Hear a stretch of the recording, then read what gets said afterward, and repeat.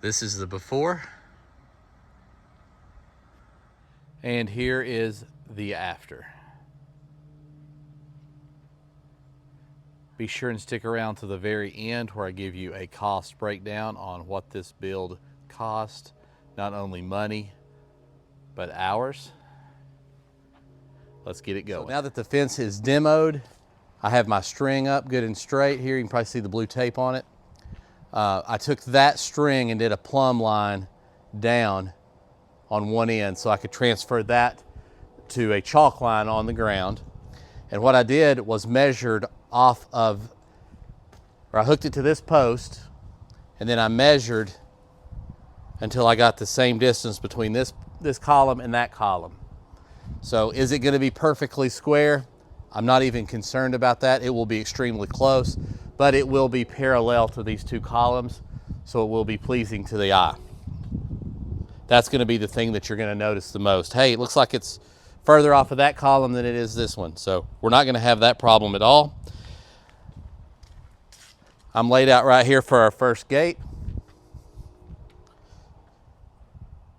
So tomorrow morning, I'm going to go and I'm going to rent a drill that's going to core drill this out 6 or 7 inches. I need to check and make sure what size I need to do on that before morning. So there will be a gate here of about 45 inches.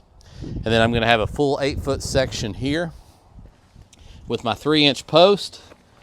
So I've got that laid out how that's going to go. And now I am just marking it to make it easy tomorrow for me to know exactly where the post is going to go so I can drill it. So I'm going to go down here to the next one, do the same. That's my 3-inch post spacer. Okay.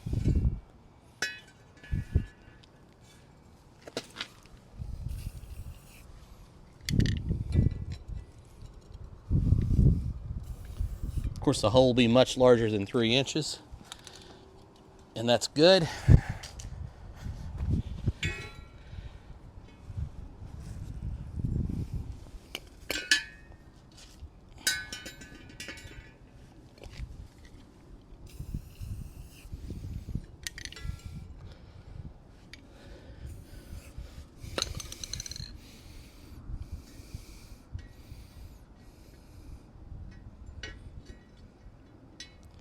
All right, now I'm just going to put another 45-inch gate right here, which will drop our last 3-inch post right where we need it. So it's going to be actually a minimal amount of cutting, no cutting on those 3 sections. Here I am in the shop well after dark. I'm having to weld as much as possible when I can. This is Friday evening, and what I need to get done is all of these panels welded up and taken to the powder coaters Monday morning, so there's no delay. This is Thanksgiving week, and they're going to want to close early on Wednesday, so everything has to be welded. Hey, it's Jim Ed from the Improvement Channel. We're back here the next day. We made some great progress last night, getting a little bit of the welding started. Now we're outside the shop. Also, before I started the welding, the wife and I were able to chalk off the lines so we know exactly where everything's going. So that's all done. And as you saw last night, I also showed you me marking these red spots. So I was sitting on the couch last night trying to figure out how I'm going to center the drill over these spots, because the drill is going to cover it up so you won't know exactly where it's at. So as you've probably already figured out, I found a circle that has a piece of glass in it where I can see all the way through, and this circle even has a center point. So obviously it's a pot lid, and this is some sidewalk chalk. But talking about getting the job done and getting it done easy, it absolutely does that. So now I can come over here with the rented drill that I'm hoping to only have to use a half a day on. I've got 6 holes to drill. I've drilled 2 already, and it's taken me about a half an hour. So I'm definitely sitting pretty good on it, getting it knocked out in a 4-hour period. So I set the drill up here, get it over at about where I want it, and then I've got a water hose here and I get it to where it's spraying out just a little bit to keep this thing wet. So it takes a minute to get it kind of centered over.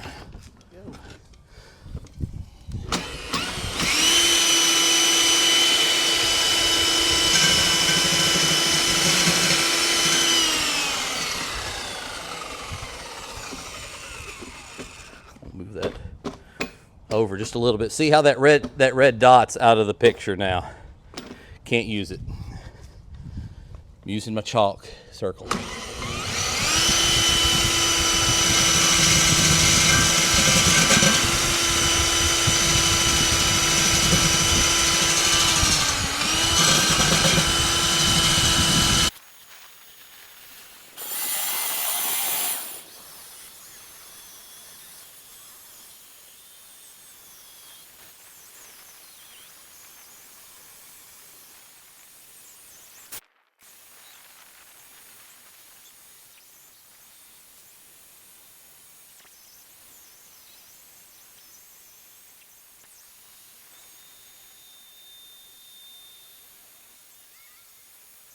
So I've got this sped up to 20x in an effort to show you most everything that went on for the project without the video being, 40 hours long.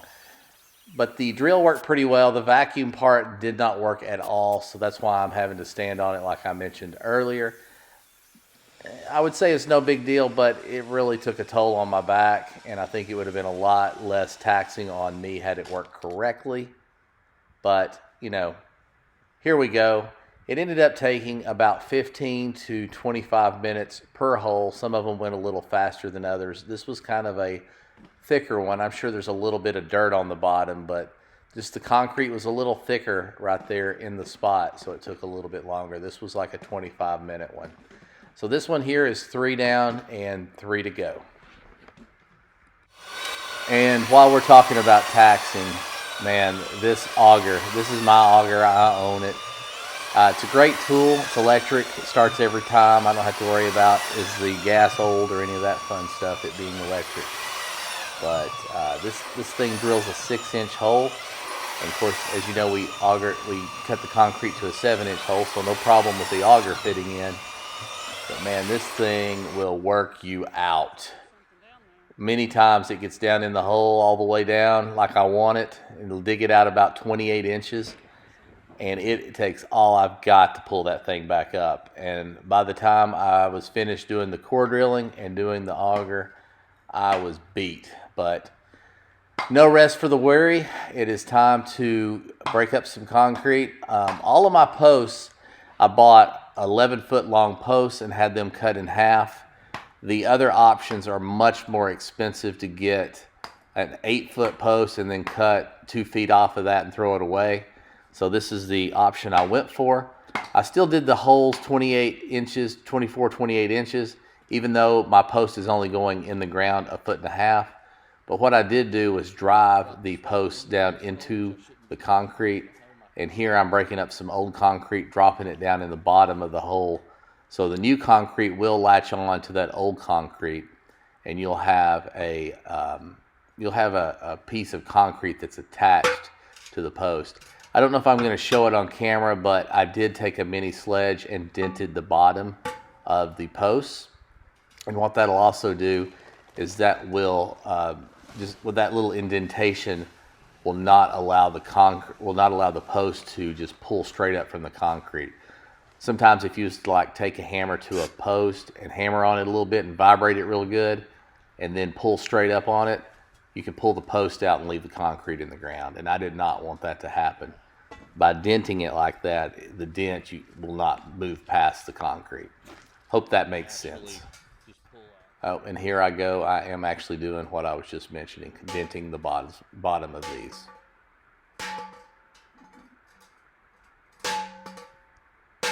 Two sides will more than suffice. One would probably get it. And it really doesn't take much because the concrete is going to contour exactly to whatever the post is.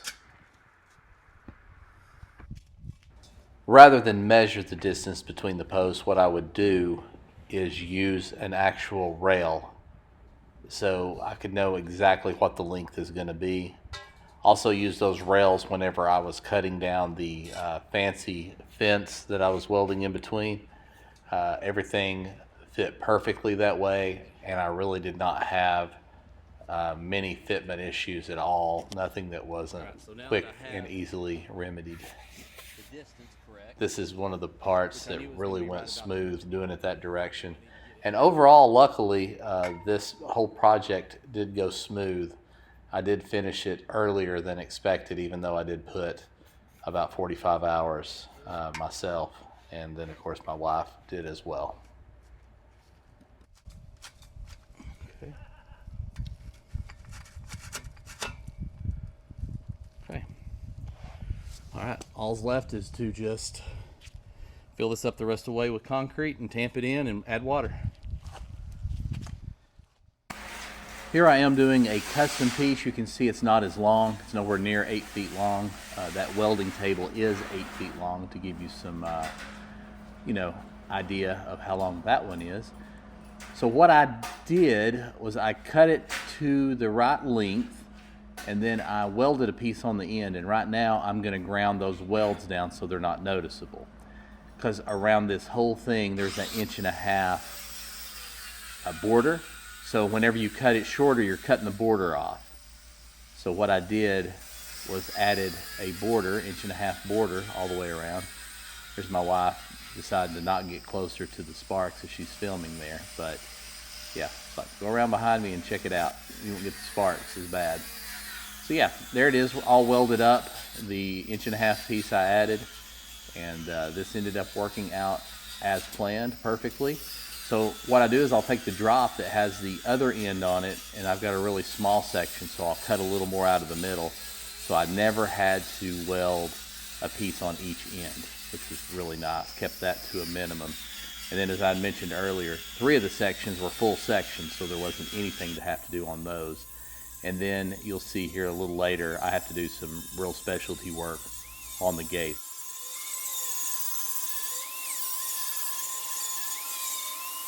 Okay, here we are. We're still working on the fence project. I want to kind of let you know the timeline of what we're working with.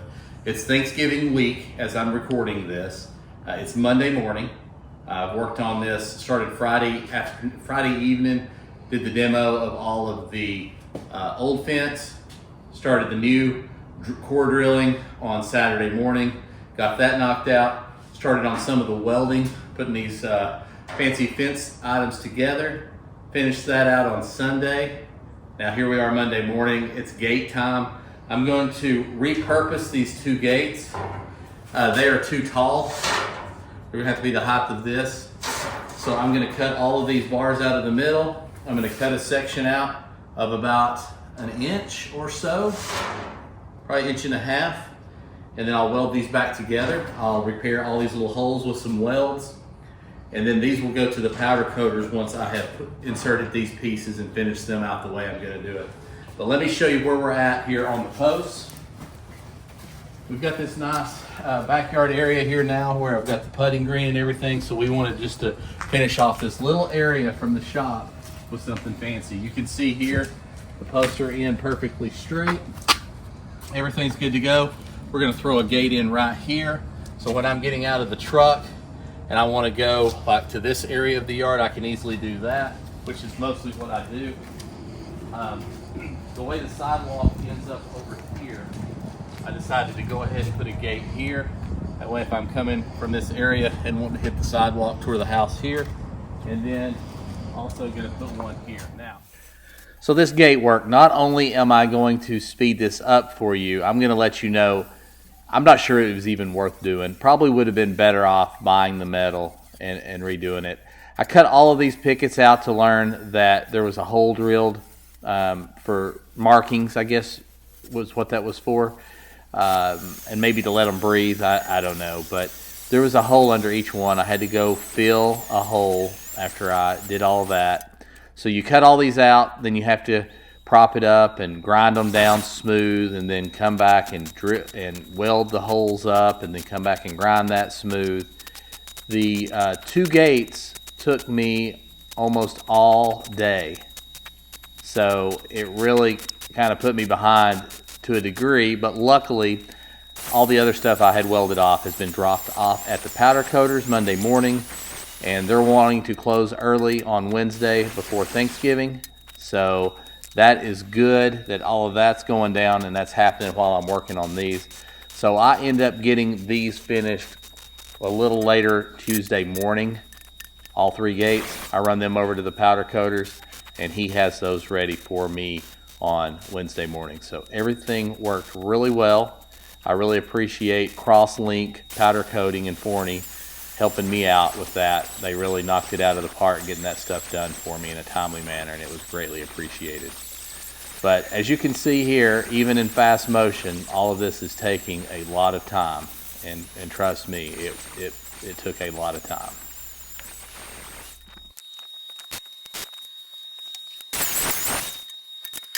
So building the last gate, I've got it tacked up.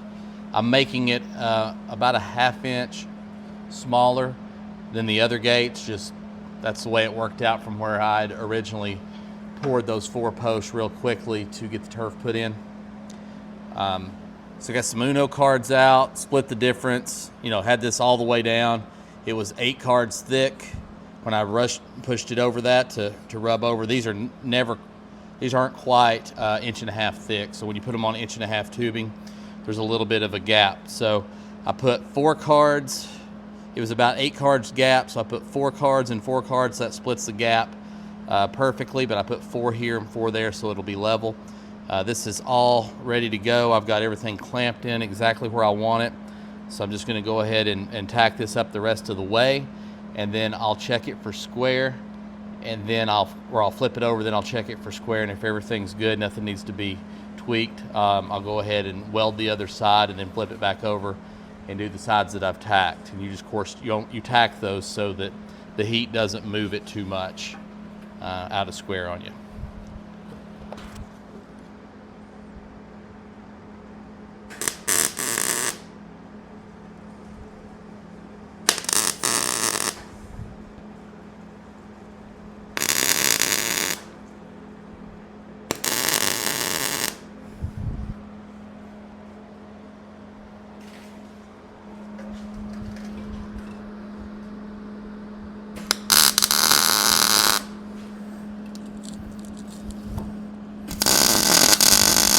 All right, now it's time to flip it over. The channel, we are on Tuesday, so we've worked Friday on the tear out, over the weekend on the fabrication, finished up some fabrication. Worked all day Monday on fabrication as well, and finished up the gate fabrication this morning. The gates took a really long time, just so much precision to get those things worked in there, and I guess I'm slow, but anyway, that's all done. I've got the fence panels, as you can see behind me here, back from powder coating, and the gates have been dropped off at powder coating. So again, it's Tuesday. Hopefully he's gonna have those done either this evening or tomorrow, probably tomorrow, because I didn't drop them off till about lunchtime. And that's gonna give us some time to get this finished up throughout the week.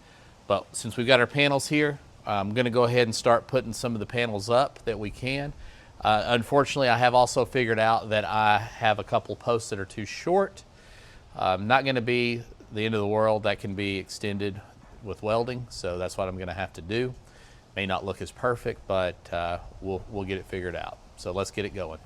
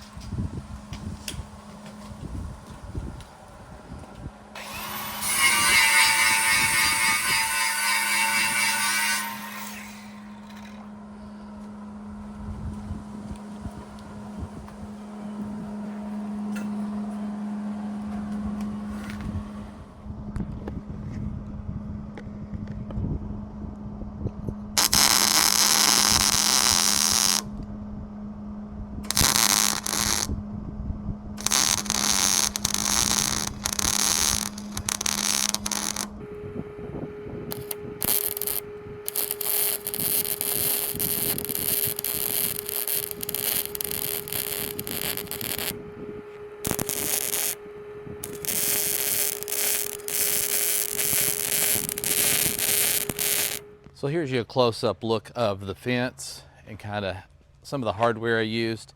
I did use the self-closing adjustable pressure hinge, adjust the closing pressure. Got that dialed in, just kind of how I like it. I was hoping that was going to shut. Looks like it's going to. That's the plan. I went with 3 gates, which was excessive, but that's okay. It's my house. I'll do what I want to on that. I do challenge you in the comments. Find something you don't like about this and tell me about it. I like everything about this gate, about this fence, everything. I put a little piece right here that kind of looks similar to kind of how the gates looked. I kind of come up with that design here, and I used all of the material except for about 18 inches. So that worked out perfect.